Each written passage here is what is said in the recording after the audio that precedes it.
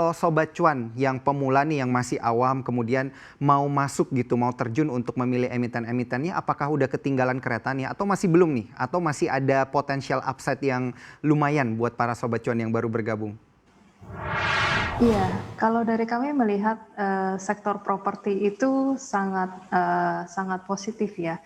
Jadi memang ini hanya permulaan dari recovery atau pemulihan yang kami harapkan bisa berlangsung sampai beberapa tahun ke depan.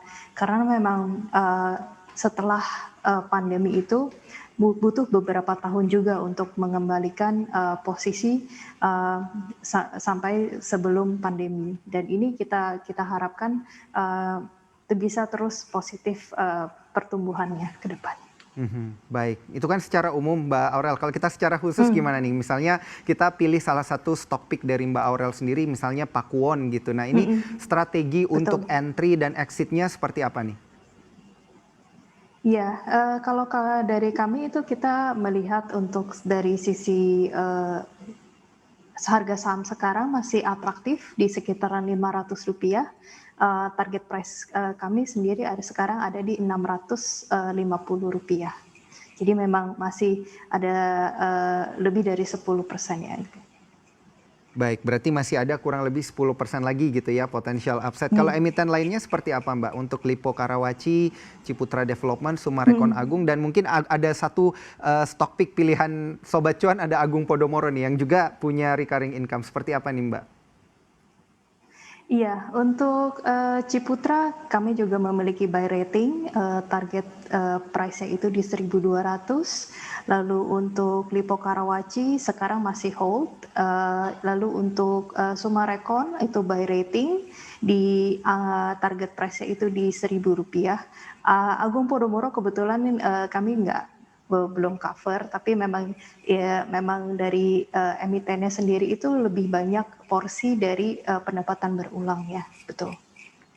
Baik, ini menarik ya, berarti strategi entry-nya seperti apa dan juga potensial upside-nya nih yang penting yang perlu diperhatikan oleh Sobat Cuan udah disebutkan juga oleh Mbak Aurel. Nah ini kalau kita melihat dari emiten-emiten properti yang punya recurring income, sebenarnya kan kalau dilihat dari sisi fundamental katanya nih banyak yang lagi tertekan nih. Nah cara milih dari sisi fundamentalnya seperti apa nih? Selain melihat dari rasio untuk recurring income-nya sendiri, rasio apa nih yang perlu kita lihat?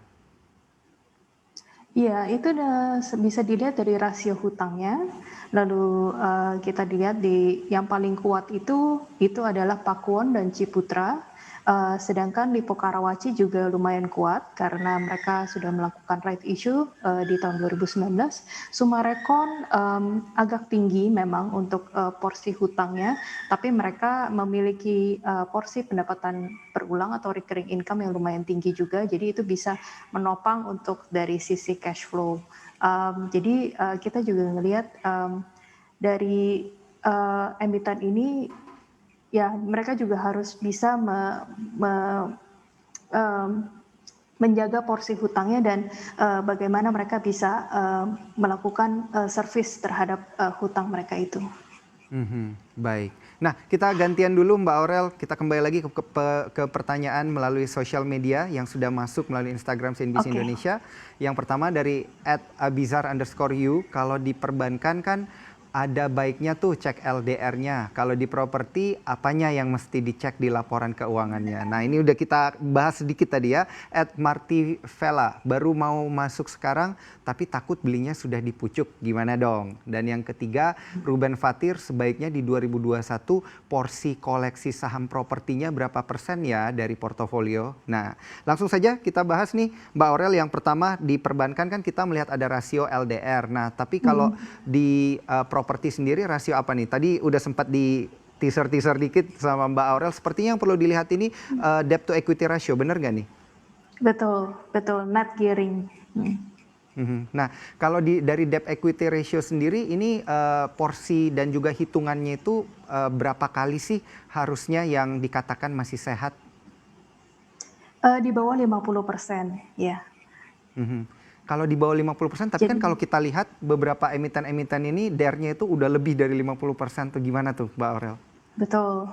Iya, tadi seperti saya katakan, Summarecon itu sebenarnya agak tinggi, mungkin di sekitar 80%, tetapi mereka memiliki porsi, pendapatan berulang yang dapat meng-counter, mmm, level hutang mereka yang, di 80% itu. Jadi dari sisi ini kita melihat bahwa, Summarecon ini masih lumayan aman, untuk, Mhm. memiliki hutang, ya. Jangan lupa untuk install aplikasi CNBC Indonesia di App Store dan juga di Play Store untuk terus mengikuti informasi dan berita terkini terkait ekonomi dan juga bisnis.